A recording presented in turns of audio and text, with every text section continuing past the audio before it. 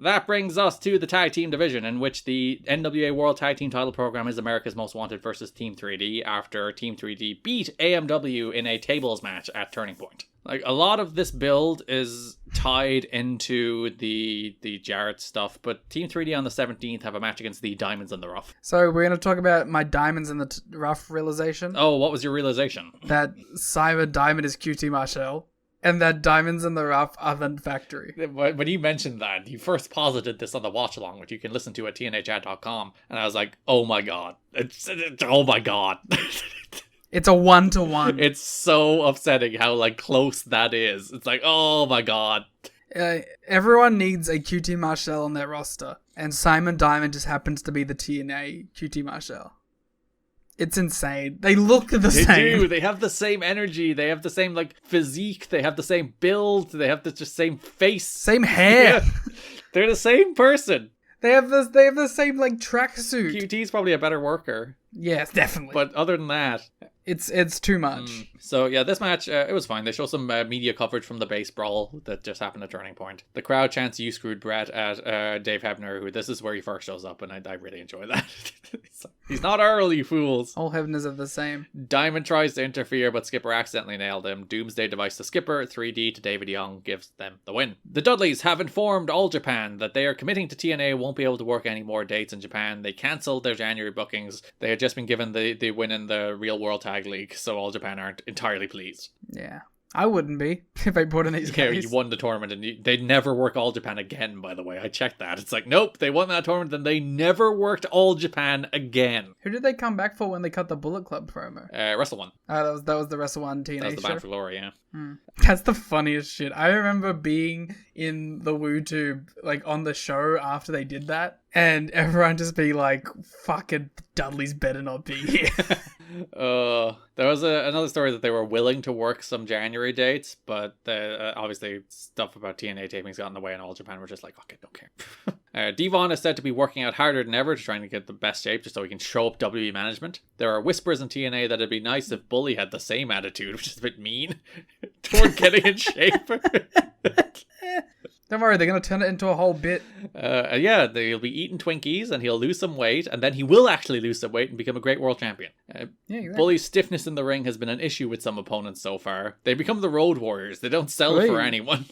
Some like that he's being stiff with America's Most Wanted, who continue to carry a rep as being coddled by management and having egos bigger than their resume justifies. Their resume fucking fully justifies any ego they have, you pieces of shit. Also, how's this the first time we're hearing of this? Yeah, there's like this, like, we've talked about it before, I think, about how, like, sometimes when AMW are losing, they have, like, a real boo-boo face. Yeah, and, like, we had told, like, that they wanted more money, but, like, that never felt, like, undeserved. I think, we talked about this, I think, in, like, 2004, where we were talking about how, like, there was this perception that it wasn't just AMW, we talked about it with AJ as well, that, like, guys like AJ and AMW were unfairly management favorites compared to some others, and I'm like... And it's like, it's not unfairly, they deliver in everything they give. Yeah, they're management favorites because they're the best wrestlers in the company, not because of anything they've been unfairly given. I'm sorry, Simon Diamond. And that's the thing, yeah, it's all probably like fucking BG. You know, BG being like, why do AMW get all the tag team matches and we never get any of the tag team matches? Maybe because AMW's tag team matches are good. And they rock.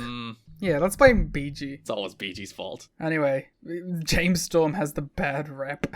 Fuck off. Bully's chops are considered among the hardest in pro wrestling. He's just the jerk about it, says one wrestler. And he's always been that way. That's what you get with him. Yep. The end of the show angle there is when the 3D came out to face off against Planet Jarrett as well.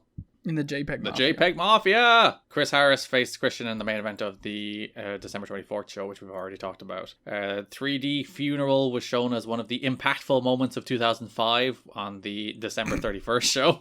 Awesome. On the New Year's special, 3D made the save. It's same stuff. It's all the same stuff. And then, of course, the return of Lovett and Quartermain. Buck has hair! It's insane. He's not bald! It shouldn't. It's like going back and watching BJ Whitmer and you're like, why does this man have a fucking ponytail? Yeah, I was like, my god, they're not identical bald men anymore. So this is the January 7th episode, which opened with Team 3D against Lex Lovett and Buck Quatermain. And I am disowning them now, by the way. oh, you only liked them when they were bald? Yes. And when they were briefly, but not at all, managed by Johnny Fairplay? Yes. Which they shot that pay-per-view segment once where Johnny Fairplay's like, hey, you need a manager? And they're like, yeah, sure. And then he never managed them. That was the peak of their run. Classic Johnny Fairplay blindside right there. Team 3D pin Lovett with the 3D. Then Bully gets on the mic and runs down all the titles they've won. They've run 18 title reigns across WCW and ECW and the WWE. That's a company too. But at Final Resolution, they hope to add the NWA World Tag Team titles for the first time. And then Bully tells a tremendous lie, which is he'd give up all 18 reigns just to win the NWA World Tag Team titles once.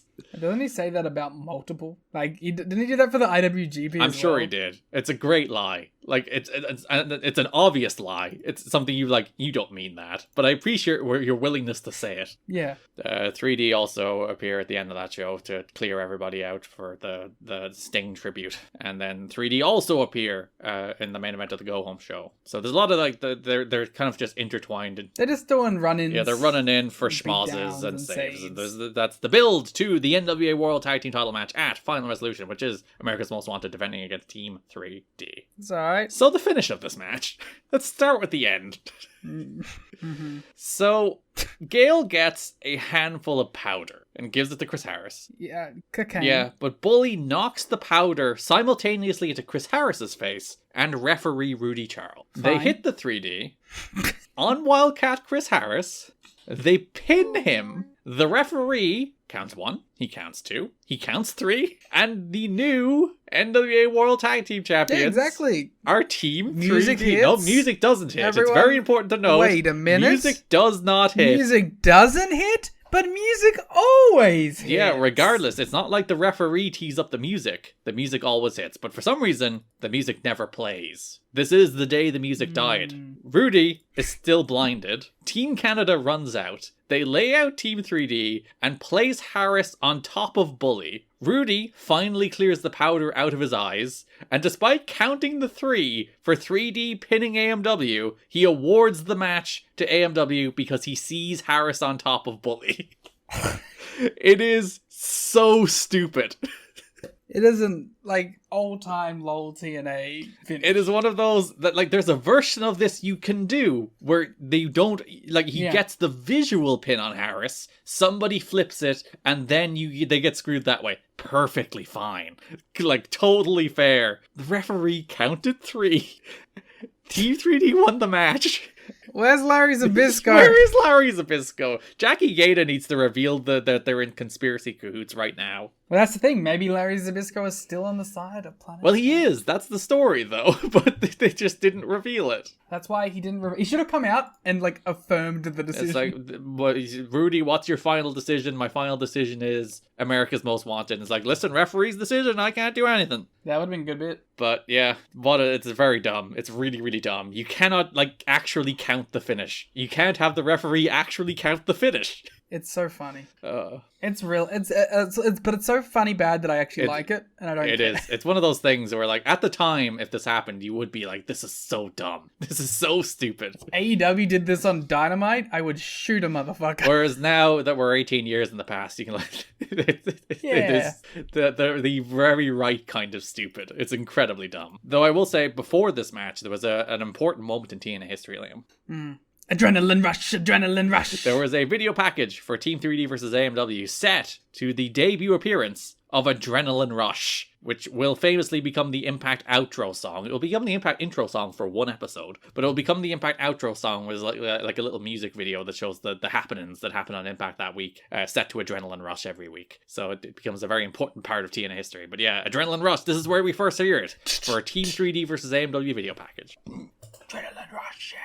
Oh my god, are we gonna have to make that our outro song now? Nah, it's too much effort.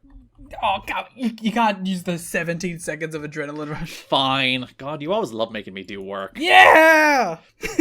Once you cut it the first time, all you'll have to do is copy paste it forever. Yeah, but then I have to cut it once, and I have to adjust the audio levels, and I have to fade it out properly, and maybe fade it in a little bit. That's like 3 minutes of work.